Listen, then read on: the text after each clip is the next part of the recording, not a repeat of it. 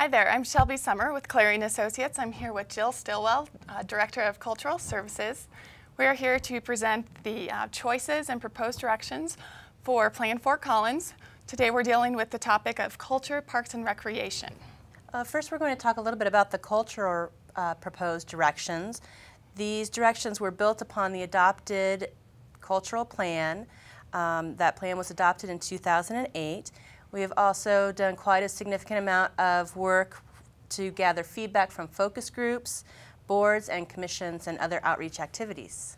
Where we are today is culture has become a significant part of our community. An overarching goal for this industry is to be recognized nationally as a cultural destination. This was adopted as part of the cultural plan and has been also adopted by several other entities like Beat Street and University Connections. We know that art adds to our community's overall appearance and our quality of life.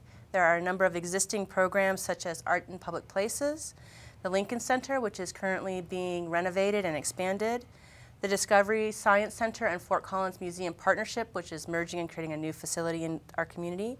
We have many festivals and special events, and also we have Beat Street and the Downtown Development Authority that are also supporting arts and culture. We also know that arts and culture have a significant economic benefit in our community. In 2007, the Americans for the Arts did an Arts and Prosperity study and indicated that in Fort Collins, the arts have an economic impact of almost $16 million annually.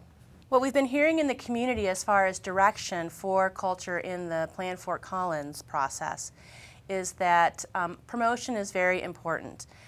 There's a need to increase visibility, making art and culture an integral part of our built environment, that culture can attract visitors and the creative class to help build our community both economically and our quality of life.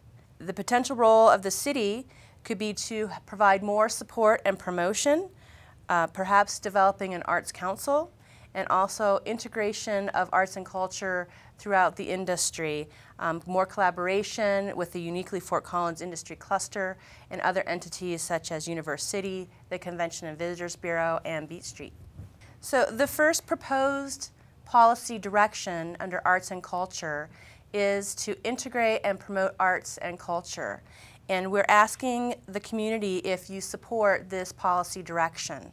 So the definition is to promote, support, and recognize the important contributions of arts and culture to the economy, neighborhood livability, and diversity. The second area under arts and culture is funding. What we've been getting feedback on through the focus groups and boards and commissions is the need for sustainable funding, both public and private sources. We have currently a heavy reliance on ticket sales to sustain arts organizations. We know that that's not a sustainable model into the future. We need to build philanthropy for arts and culture in the community. There's also been a lot of feedback on continuing the Fort Fund program, which currently funds cultural events. And also, we could look at other public funding sources such as a scientific and cultural facilities district. So the second area, the proposed policy direction under arts and culture, is funding. To sustain arts and cultural funding, and again, we're asking the community if you support this policy direction. It would emphasize a commitment on behalf of the city to the ongoing resourcing and funding of arts and cultural organizations, programs, and facilities. It would help further the mission of becoming a nationally recognized destination, and economically would help our community in that economic impact that we know the arts have on the local economy. Okay, so I'm going to talk for a few minutes about the Parks and Recreation proposed directions. These proposed policy directions build on the 2008 Parks and Recreation Policy Plan. They also take into account feedback from focus groups, as well as meetings with youth advisory boards, the senior advisory board, and many other boards and commissions.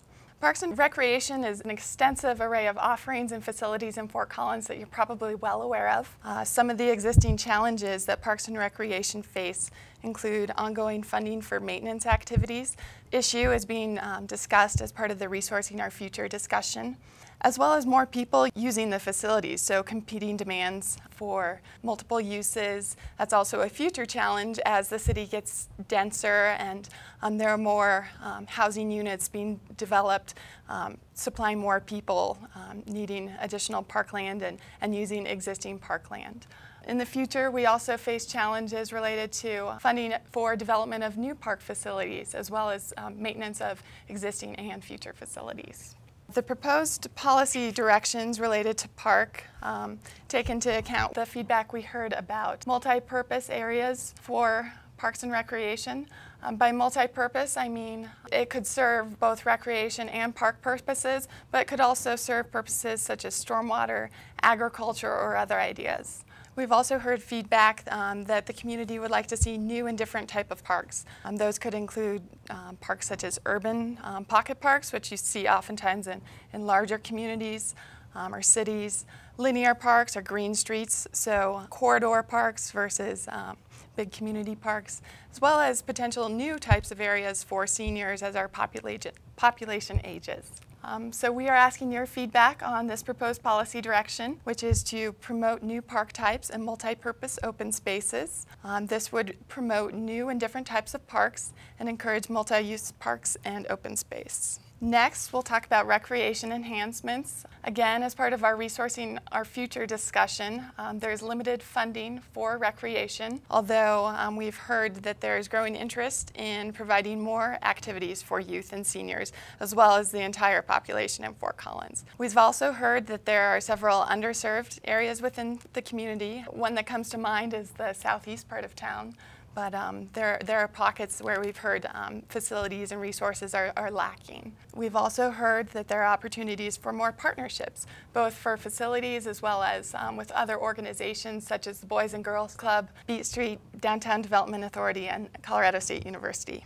The proposed policy direction in this section that we would like your feedback about is to enhance recreation programming and facilities. This would require the city encouraging coordination to promote and enhance recreational programming.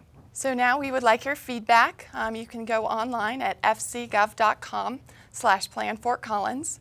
We have an online survey set up so you can weigh in on the proposed policy directions that Jill and I have presented. You can read the detailed policy choices document that we presented an overview on today. You can also download a comment form if you would prefer to write your comments and mail those into the city's advanced planning department. So we thank you. Thank you very much. Look forward to your participation in Plan Fort Collins.